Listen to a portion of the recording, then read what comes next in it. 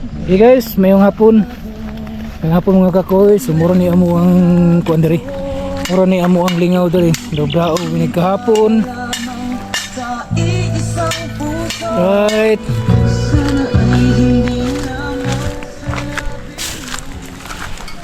Sumo ni among kalingaw diri. Hey guys. Yun. Share lang namo among kinabuhi diri sa bukid. Naamon gud mi diri sa bukid noon mga kakuis. Okay, naami diri sa bukid. Dito kami ngayon sa bukid noon. So ito lang buhay namin mga kakuis. Tatanim ng mga gulay. Saka hindi namin paninda to, hindi ito paninda ng mga gulay mga kakuis. Ano lang namin pang araw-araw. So hopefully maganda ang ani. So, ito na. You know. So share ko lang sa inyo mga kakuis anong buhay namin dito. Right. Isang unit. Okay mga kakuis, ganito ang tamang pag prepare ng ano mga kakuis sa taniman ng ano ang gulay. So, kailangan na maano yung lupa mga kakuis para mataba yung gulay. Palong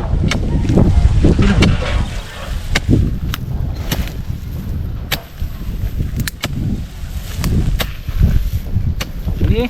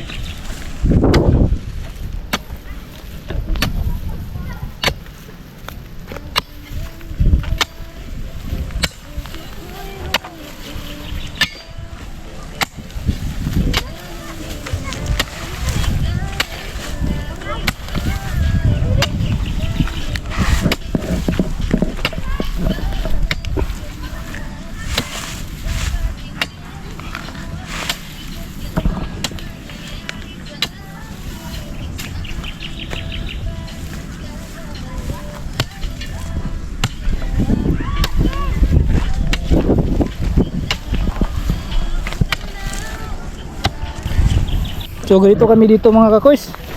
Inani mo kinabuhi.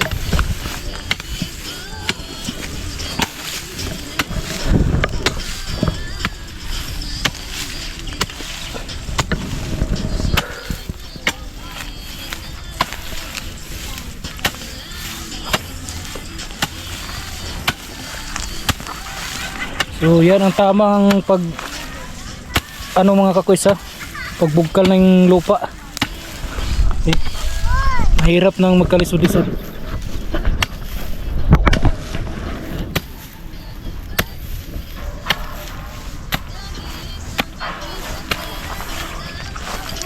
So ako lang gibidyohan mga kakoys. Ang gibidyohan lang nako na wala pang tanim pag before and after kasi ito mga kakoys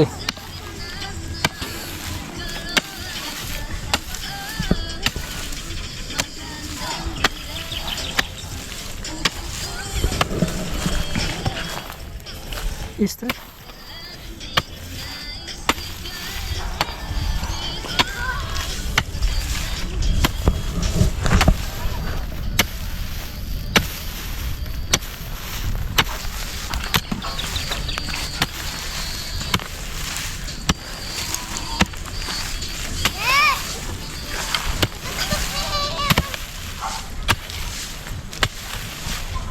Okay. So may ano kami dito mga kakoys, may guwaba kami dito. Ano ba sa Tagalog to? Bayabas. Tsaka mayroon din kaming mga ano dito. May may puno ng niyog. Tsaka may bayabas pa doon. Kaya yan, may mga bunga na. Tingnan nyo mga kakoys, oh. Pakalapit lang sa lupa. So ito yung ano ko. Oh, yeah. Say hi, say hi. Alright. Oh. Oh, say hi. Yes.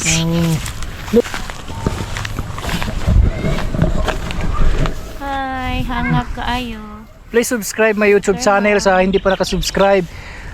Please paki-subscribe, paki-pindot na lang din yung button natin mga kakoys para updated mo sa among mga upload. Good afternoon. So nag-garden mi dire para sa among gulayan. Yes. Thank you for watching. Pang ulam lang to. Pang araw-araw lang to na ulam. Okay. So kulang pa.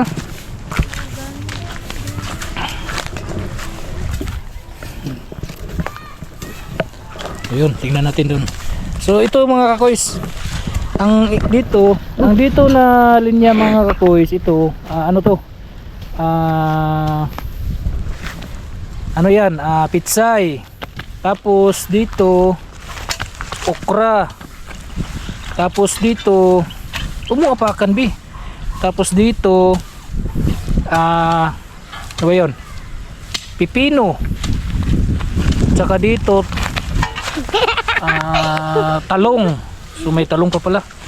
Then dito sa gitna ito ano ano ba yung iba doon? Patula. Tsaka dito kalabasa to mga kakoys. Kalabasa dito sa huli para ano pa doon, mukatag pa siya dito sa kilid. Okay. So ito na, kukulit ng mga anak ko.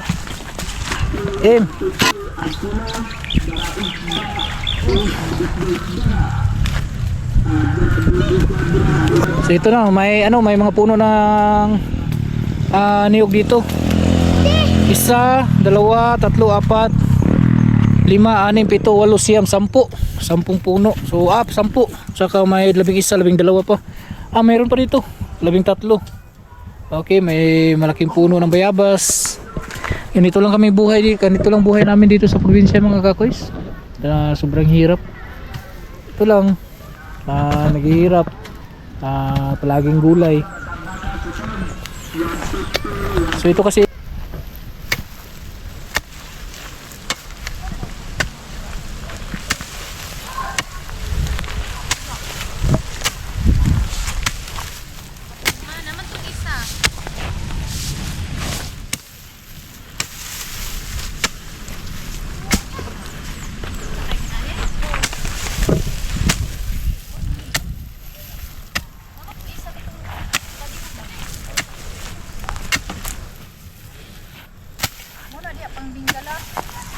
gala. Kana dia. Ayaw, iimpir ng baso. Kuan. Kay kini pagkamuti ni. Kuon pizza 20 panitam nun. Ito ra minggala oh. Kay ano ni pizza 20 panitam. Kuan ko kay ni kuon. Loan na. May baso dia kada.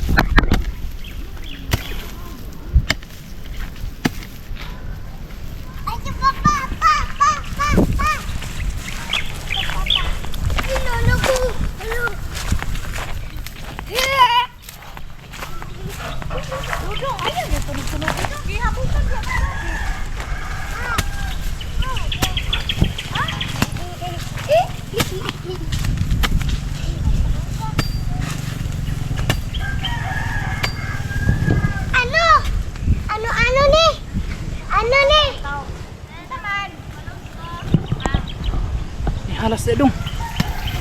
Ay sa katudling para sa binggala. Binggala dia.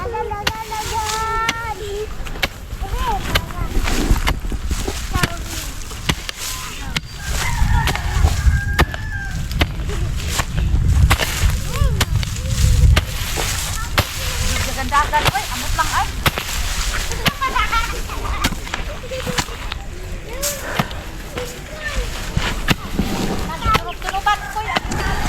Agka.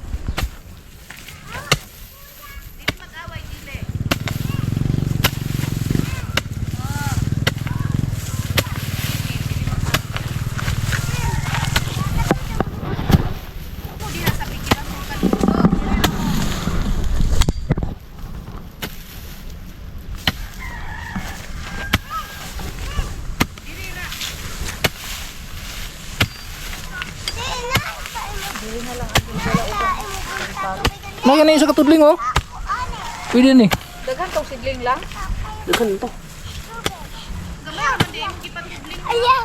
Gamay gani. Ah, pero daghan na ni gulay oh, konsumo ra man pod. Ah, ugnay mo palit.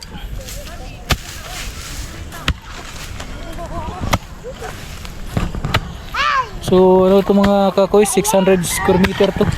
Pero hindi namin taniman lahat. Kasi yun pa kalaki. So, yan ang bahay namin. Oh. So, dito kami.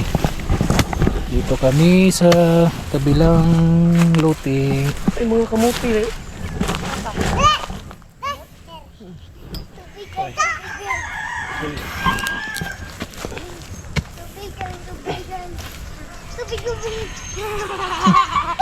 Hindi, napay kamuti. May mga kamuti pang na ano. Okay oh.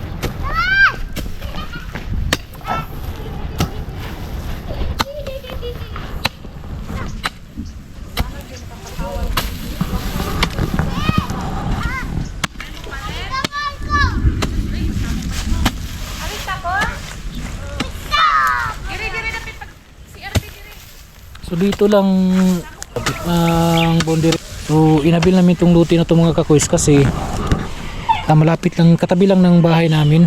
Yan o, tabi lang. So sayang din nung mapunta sa iba. Sayang kayo. So may na lang nila itong tanuman. Pwede kumutin ko.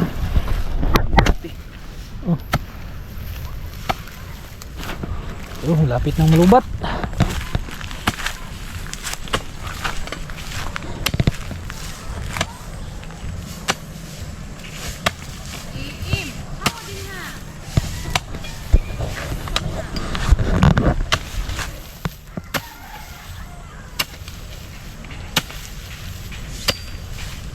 Okay, thank you so much mga kakoys. Sa hindi pa nga nakasubscribe sa aking YouTube channel, please subscribe, Makoy Living TV. Din sa aking Facebook page, please pakitulungan nyo naman po ako sa aking Facebook page, Makoy Living TV. Please follow and please subscribe my YouTube channel, Makoy Living TV. Puro din mga ano nun, puro din mga kalukuhan ang pinopost natin. Alright, thank you so much mga kakoys. God bless.